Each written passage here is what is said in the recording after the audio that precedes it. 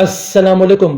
Class 9 physics 2025 की नई किताब, इसका chapter number 5 work, energy and power. Students, इस वीडियो में आपके लिए इस चैप्टर के कंस्ट्रक्टेड रिस्पांस क्वेश्चंस के आंसर को मैं शेयर करूंगा। पहला सवाल है 5.1, can the kinetic energy of a body ever be negative? क्या काइनेटिक एनर्जी ऑफ बॉडी कभी भी नेगेटिव होता है?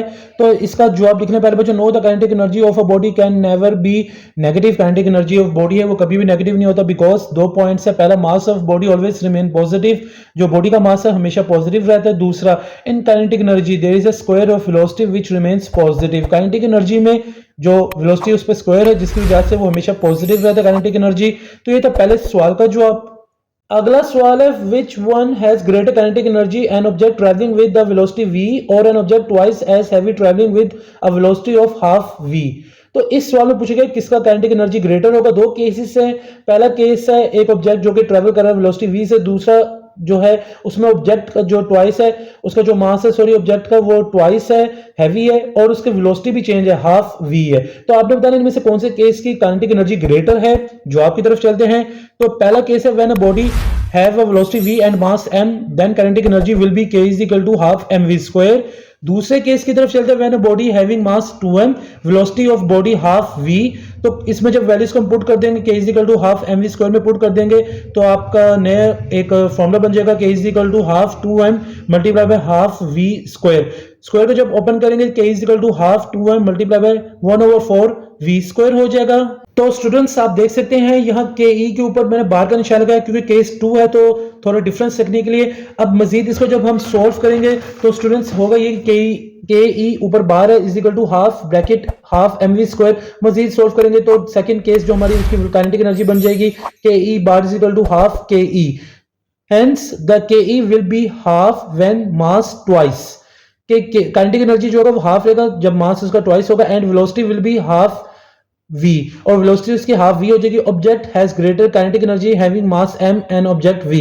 तो ऑब्जेक्ट का जो होगा वो उसके पास ग्रेटर काइनेटिक एनर्जी होगा having mass m and velocity v। 5.3, a car is moving along a curved road at constant speed। एक कार मूव कर रही है कर्व्ड रोड पे कांस्टेंट स्पीड के साथ। Does it kinetic energy change? क्या उसकी काइनेटिक एनर्जी चेंज होगी? तो जवाब इसका है, know the kinetic energy of a body does not change because kinetic energy does not depend upon direction. Kinetic energy उस बॉडी की चेंज नहीं होगी क्योंकि काइनेटिक एनर्जी डिपेंड नहीं करती डायरेक्शन पे। It depends on magnitude of speed and mass. वो depend करते हैं मैग्नीट्यूड ऑफ स्पीड पे और मास पे। अगला सवाल है 4 वाला, कमेंट ऑन द स्टेटमेंट पे कमेंट करें। N object has 1 joule of potential energy, कि एक ऑब्जेक्ट है जिसका 1 जूल ऑफ पोटेंशियल एनर्जी। तो इस पे कमेंट करें स्टेटमेंट पे। तो इसके जवाब की तरफ चलते हैं। 1 joule of potential energy means कि 1 जूल ऑफ पोटेंशियल एनर्जी का मतलब है that an object has ability to do 1 joule of work due to its position और हाइट। कि एक ऑब्जेक्ट है उसकी एबिलिटी है काम करने की 1 जूल ऑफ वर्क की with due to its position और height। it depends on mass gravity and height। हमें फॉर्मूला याद है पोटेंशियल एनर्जी का, ये डिपेंड करती है सिर्फ मास ग्रेविटी एंड हाइट पे, PE is equal to mgh। तो ये तो क्वेश्चन नंबर 4 का आंसर। 5वां सवाल है, while driving on motorway tyre of vehicle sometimes burst, what may be it cause? जब मोटरवे पे गाड़ी हम चलाते हैं कभी कभार, तो कभी कभार ऐसा होता है कि टायर जो होते हैं वो बर्स्ट हो जाते हैं, तबाह हो जाते हैं, फट जाते हैं। इसके पीछे क्या रीजन है, वजूहात है? तो इसकी जवाब की तरफ चलते हैं सवाल के। Tyres of vehicles may be burst on motorway, there may be different causes. इसके पीछे काफी वजूहात है कि मोटरवे पे जो टायर्स हैं फट क्यों जाते हैं, तबाह हो जाते हैं। तो इसके जो कॉसेस है उसकी तरफ चलता है। पहला पॉइंट है, like high amount of friction में produce due to high speed. Motorway पे अक्सर आपने देखा होगा गाड़ियां स्पीड से चलाते हैं, तो इसकी वजह से हाई स्पीड की वजह से हाई अमाउंट ऑफ फ्रिक्शन भी प्रोड्यूस हो जाती है, इस वजह से बस जो टायर्स हैं वो फट जाते हैं व्हीकल्स के। दूसरा पॉइंट है, large amount of friction between tyres and the road. तीसरा, it may cause due to overloading the vehicles. और तीसरी वजह है कि ओवरलोडिंग करना कार को, जिसकी वजह से जो टायर्स होते हैं वो फट जाते हैं। तो ये था 5वें सवाल का जवाब। उम्मीद करता हूं आपने इसे नोट कर लिया होगा। 5.6, while playing cricket on a street the ball smashes a window pane, describe the energy changes in this event। Cricket जब खेली जा रही स्ट्रीट के ऊपर, उसमें बॉल जो हिट होता है विंडो पेन पे और वो विंडो को तोड़ देता है। आपने बताना है कि इस पूरे इवेंट में कौन कौन सी एनर्जी चेंजेस होती हैं। तो इसके जवाब की तरफ चलते हैं। When the ball smashes the window pane, kinetic energy of ball changes into sound, heat and breaking. तो जब बॉल स्मैश करता है विंडो पेन को, काइनेटिक एनर्जी ऑफ जो बॉल था वो चेंज हो जाती है साउंड, हीट एंड ब्रेकिंग में। These all different types of energy, ये जितने भी एनर्जीज हैं, types of different types of energy हैं, एंड द टोटल एनर्जी और टोटल एनर्जी ये कंजर्व करती है during this event.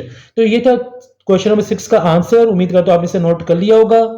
5.7 A man rowing boat upstream is at rest with respect to the shore।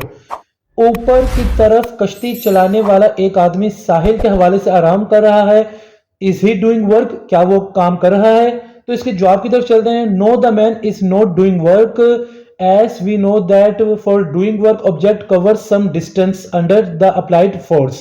वो जो आदमी है वो काम नहीं कर रहा, क्योंकि हमें मालूम है कि जो काम होता है उसके लिए ऑब्जेक्ट को कुछ डिस्टेंस कवर करना होता है with applied force, under the applied force. But in this event distance is zero, मगर यहाँ इस सूरत हाल में जो डिस्टेंस है वो जीरो है। So the work will be zero, तो इस लिहाज से वर्क भी जीरो होगा।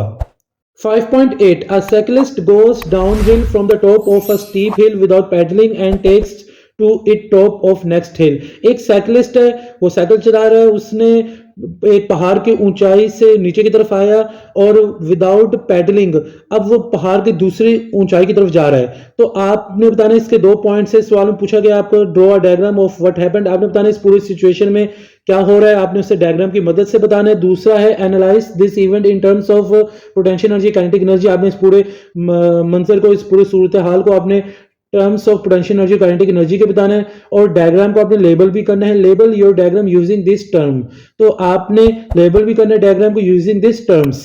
तो इसके जवाब की तरफ चलते हैं। काफी इंपॉर्टेंट सवाल है। पहले पार्ट का जवाब में जस्ट आपने डायग्राम बनाना, जो सवाल में आपको पूछा गया उसे आपने डायग्राम की शक्ल में बताना है। तो आप देख सकते हैं डायग्राम बना हुआ है, मैंने डायग्राम को बना दिया, लेबल भी कर दिया। तो आप ध्यान से लिखिएगा और लेबल भी कीजिएगा और डायग्राम भी बनाइएगा। दूसरे पार्ट की तरफ चलते हैं। When the cyclist is eight the top of first hill, then he has maximum kinetic energy and zero maximum potential energy and zero kinetic energy। जब साइक्लिस्ट टॉप पे था फर्स्ट हिल पे, तो उसकी जो मैक्सिमम पोटेंशियल एनर्जी थी मगर zero थी उसकी kinetic energy. When he moves down hill, मगर जब वो नीचे की तरफ आए काइनेटिक एनर्जी इंक्रीज होगी, पोटेंशियल एनर्जी डिक्रीज होगी। Near the ground kinetic energy will be maximum, ground के नजदीक उसकी काइनेटिक एनर्जी मैक्सिमम होगी। When it moves towards the height of second hill, अब सेकंड हिल की ऊंचाई की तरफ जा रहा है तो पोटेंशियल एनर्जी इंक्रीज होगी, काइनेटिक एनर्जी डिक्रीज होगी। At the top of second hill, अब टॉप पे है सेकंड हिल के, यहां आकर पोटेंशियल एनर्जी उसकी मैक्सिमम हो जाएगी, काइनेटिक एनर्जी उसकी जीरो हो जाएगी। अब इधर भी आप देख सकते हैं मैंने डायग्राम बना दिया। ये सेकंड केस में जो भी पूछा गया है उसको मैंने बयान भी किया, उसका डायग्राम बना दिया। तो आप इस डायग्राम को भी मस्ट बनाइएगा। तो ये था इस सवाल का जवाब। उम्मीद करता हूं आपको समझ आ गई होगी और आपने इसे नोट भी कर लिया होगा। 5.9 लास्ट क्वेश्चन है। इस टिम्बर और would renewable source of heat energy? Comment. लकड़ी गर्मी की तवानाई का काबिल तजदीद जरिया है? कमेंट करें। तो इसके जवाब की तरफ चलते हैं। नो, नहीं, टिम्बर और wood are not renewable source. आपने बता दिया कि जो टिम्बर और वुड है वो नॉट रीन्यूएबल सोर्स है। वजह इसके रीजन क्या है? Because after the burning of would it destroy completely and not get it again. क्योंकि जब लकड़ी जला दी जाती है, लकड़ी को जलाया जाता है तो मुकम्मल तौर पर तबाह हो जाती है और वो दोबारा से अपनी पुरानी शक्ल में नहीं आ जाती।